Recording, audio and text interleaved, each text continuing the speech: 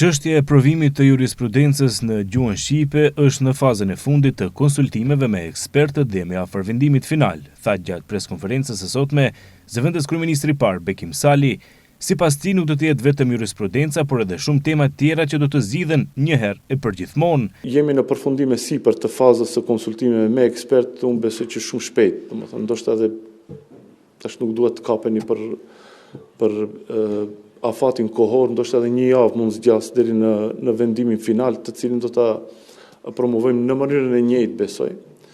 Për arsye se që nga fillimi ka pas vullnet mirë politik që zgjidhet ky problem, i cili për fat keq në periudhën e kaluar duke pas parasysh edhe udhëheqësitë e mëparshme të cilët kanë pas ingerenca dhe mundësi politike për ta zgjidhur këtë problem, ka mbetë si temë e hapur dhe ne tani po e zgjidhim. Por nuk do të jetë vetëm jurisprudenca, do të jenë edhe shumë tema tjera, të cilat duam në pako t'i zgjidhim një herë për gjithmonë dhe mos t'japim arsye që studentët tanë të kenë pakënaqësi ndaj funksionimit institucioneve dhe trajtimit të tyre nga ana e institucioneve shtetërore. Zëvendës kryeministri i parë Bekim Sali ka komentuar edhe zhvillimet rreth ambasadorit të Shqipërisë në Shkup, Denion Mejdanit. Sipas tij, Maqedonia nuk mund të ndërhyjë në veprimet që merren nga shteti nga ku vjen ambasadori. Edhe si zëvendës kryeministri i parë i qeverisë kam pas komunikim me ambasadorin, besoj që ka qenë në nivelin e duhur diplomatik, lidhur me vendimin e transferimit të tij në shtet tjetër apo në një detyrë të re. Është vendimi i Ministrisë së Punëve të Jashtme të Shqipërisë dhe për ne është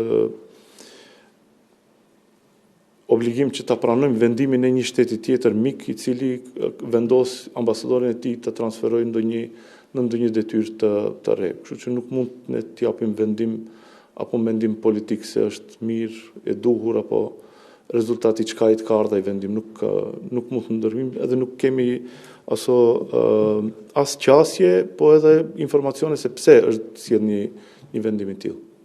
Ambasadori Denion Mejdani është thirrur dje në Ministrinë e Punëve të Jashtme dhe Tregtisë për t'i përcjellë një demarsh verbal lidhur me deklaratat e tij të dhëna ditëve të fundit. Mejdani ishte aktiv në opinionin publik duke komentuar përdorimin e gjuhës shqipe në Maqedoni, ndërsa gjithashtu mbështeti protestat për dhënien e provimit të jurisprudencës në gjuhën shqipe. Sipas informacioneve në Ministrinë e Punëve të Jashtme nuk ka shkuar vetë Mejdani, por zëvendësi i tij, të cilit i është përcjellë reagimi verbal lidhur me deklaratat e ambasadorit të dhëna gjatë ditëve të fundit. Për këto deklarata është vlerësuar se janë të papërshtatshme dhe se lëvizin në kufirin mes komunikimit të zakonshëm dhe legjitim diplomatik dhe ndërhyrjes së mundshme në punët e brendshme të shtetit pritës.